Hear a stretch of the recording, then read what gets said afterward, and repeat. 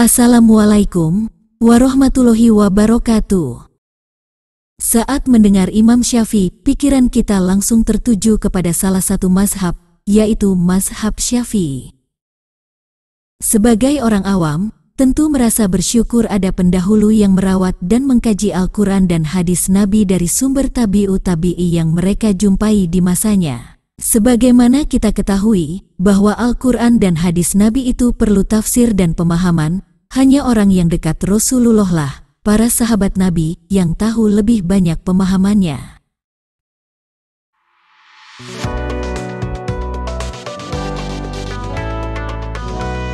Bagaimana perjuangan Imam Syafi'i dalam menuntut ilmu dan berguru kepada ratusan ulama di zamannya, memberikan gambaran betapa dalamnya ilmu beliau, terutama tentang Al-Quran dan hadis Nabi. Sebelum Imam Asy-Syafi'i lahir, keluarganya telah berpindah ke Palestina karena ayahnya ditugaskan untuk mengawasi wilayah perbatasan di sana. Ayahnya berasal dari bangsa Quraisy, sedangkan ibunya dari Qabilah Al-Asdiyah, yaitu Qabilah yang masyhur di Yaman dan juga merupakan cicit dari Ali bin Abi Thalib. Ayahnya Idris bin Abbas ketika mengetahui bahwa istrinya Fatimah Al-Asdiyah sedang mengandung, Idris bin Abbas berkata, "Jika engkau melahirkan seorang putra, maka akan aku namakan Muhammad, dan akan aku panggil dengan nama salah seorang kakeknya yaitu Syafi'i bin Asy-Syaib." Imam Asy-Syafi'i dilahirkan pada tahun 150 Hijriyah di Gaza, Palestina, bertepatan dengan tahun Imam Abu Hanifah meninggal dunia. Bahkan sebagian ahli sejarah ada yang mengatakan bahwa beliau lahir pada malam meninggalnya Abu Hanifah. Nama lengkap Imam Syafi'i adalah Muhammad bin Idris bin Abbas bin Utsman bin Syafi'i bin Syaib bin Ubaid bin Abdu Yazid bin Hashim bin Abdul Muthalib bin Abdul Manaf. Beliau merupakan satu-satunya imam mazhab keturunan Quraisy yang nasabnya bersambung dengan Rasulullah Shallallahu Alaihi Wasallam melalui Abdul Manaf. Abdul Muthalib sendiri tidak lain adalah kakek dari Nabi Muhammad Shallallahu Alaihi Wasallam. Dan pada saat beliau masih dalam usia buayan, ayahnya wafat, dan tidak ada lagi yang menanggung pembiayaan keluarga, sehingga mereka hidup dalam kemiskinan. Meski demikian, ibunya yang bernama Fatimah binti Ubaidillah Asdiyah, ia merupakan sosok ibu ahli ibadah yang sangat cerdas, memberikan perhatian besar dalam hal pendidikan baik membaca, menulis, dan menghafal Al-Quran.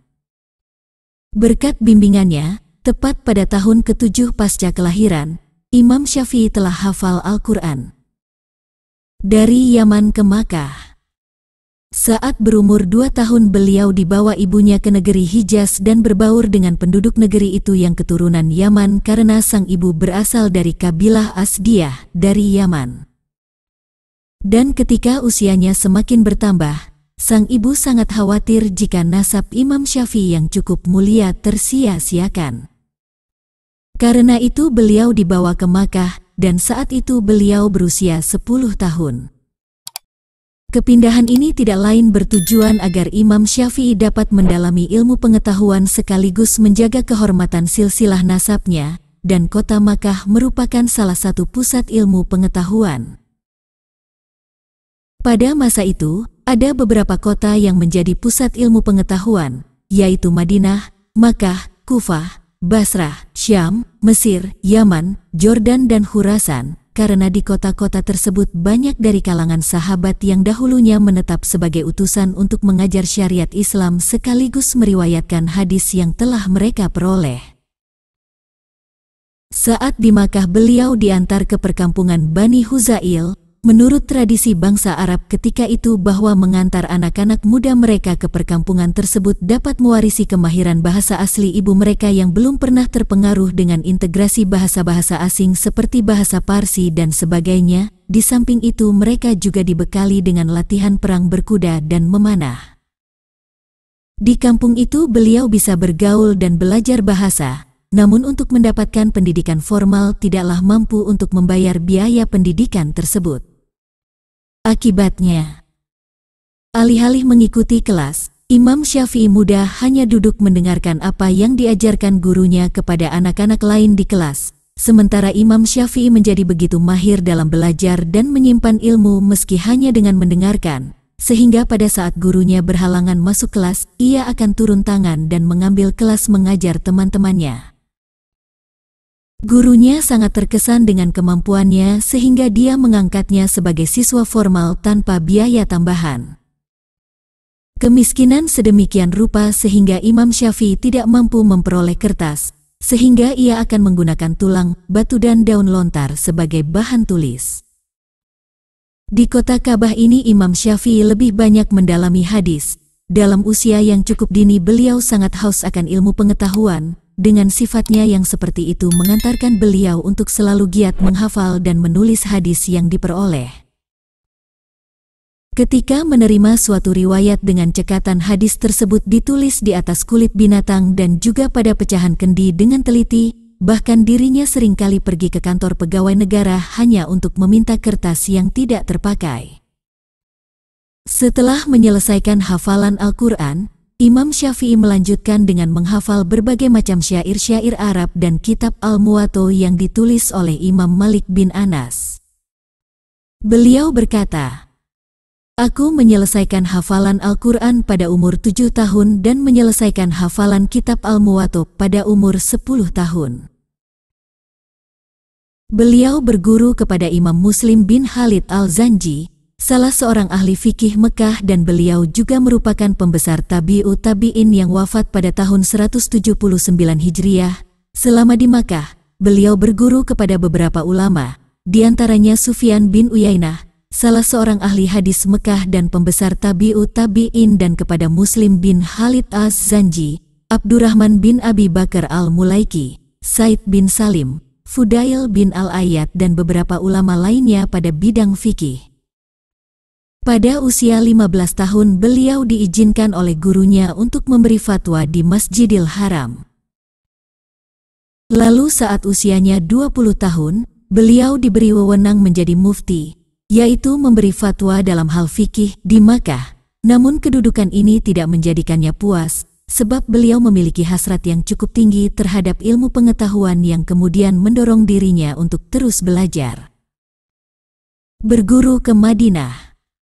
Pada saat itu Imam Malik bin Anas sangat terkenal, karena itu Imam Syafi'i berkeinginan berguru padanya. Ulama yang satu ini juga dikenal sebagai ulama solih yang membukukan hadis dalam kitab Muwatta. Akhirnya beliau memutuskan hijrah ke Madinah belajar kepadanya. Imam Malik seorang mufti Madinah yang sangat disegani. Dengan diantar gubernur Madinah, Imam Syafi'i mendatangi rumah Imam Malik untuk menyampaikan keinginannya yang kuat untuk belajar. Dan setelah mengetahui bahwa pemuda Syafi'i telah hafal Al-Quran dan hafal kitab Al-Muwatta karangannya, maka Imam Malik menjadi kagum dan menerima menjadi muridnya. Imam Syafi'i kemudian menjadi murid kesayangannya dan tinggal di rumah Imam Malik. Imam Syafi'i juga dipercaya mewakili Imam Malik membacakan kitab Al-Muwatta kepada jamaah pengajian Imam Malik. Selama 9 tahun Asy-Syafi'i tetap tinggal di Madinah sampai meninggalnya Imam Malik pada tahun 179 Hijriah. Kembali ke Makkah. Dan sepeninggal Imam Malik, Imam Syafi'i kembali ke Makkah dengan membawa banyak ilmu yang telah mempengaruhi hidupnya. Di Makkah beliau dinikahkan dengan cucu dari Khalifah ketiga Utsman bin Affan, yang bernama Hamdah binti Nafi bin Anbasah bin Amr bin Utsman bin Affan. Dari pernikahan Imam Syafi'i dan Hamdah binti Nafi, keduanya dikaruniai 3 orang anak, 1 putra dan 2 putri. Putra pertamanya bernama Abu Utsman Muhammad bin Idris. Abu Utsman mewarisi kealiman sang ayah sehingga ia pernah diangkat menjadi hakim di kota Halab, Aleppo di Syam, sedangkan putri kedua dan ketiga mereka bernama Fatimah dan Zainab. Berguru ke Yaman dan Baghdad. Saat gubernur Yaman berkunjung ke Makkah, mengajak Imam Syafi'i ikut ke Yaman untuk menjadi sekretaris dan penulis istimewanya. Di Yaman, Imam Syafi'i juga masih terus belajar, terutama kepada Imam Yahya bin Hasan. Pada waktu itu Yaman merupakan salah satu pusat pergerakan kaum Alawiyin yang berusaha memberontak terhadap kekuasaan Bani Abbas. Berdasarkan laporan mata-mata khalifah, maka beberapa tokoh orang-orang Alawiyin dan termasuk juga Imam Syafi'i ditangkap tahun 184 Hijriah dan dibawa ke Baghdad untuk diinterogasi oleh Harun al-Rasyid atas tuduhan pemberontakan terhadap Khilafah Abbasiyah, namun akhirnya beliau dibebaskan atas rekomendasi Muhammad bin Hasan Asy-Syaibani yang merupakan murid terbaik dari Imam Abu Hanifah yang pada saat itu menempati posisi qadhi, hakim, pada pemerintahan Abbasiyah. Setelah dibebaskan dari tuduhan tersebut, beliau menetap di Baghdad dan berguru kepada Muhammad bin Hasan Asy-Syaibani tentang fikih Hanafi atau mazhab ahli Roi sampai beliau wafat. Kembali ke Makkah. Setelah wafatnya Muhammad bin Hasan pada tahun 189 Hijriah, Imam Syafi'i meninggalkan kota Baghdad menuju kota Makkah dan mengisi kajian fikih serta memberikan fatwa di Masjidil Haram. Pada saat itu beliau merintis mazhab sendiri, yang berbeda dari gurunya yaitu Imam Malik bin Anas dan Muhammad bin Hasan murid Abu Hanifah.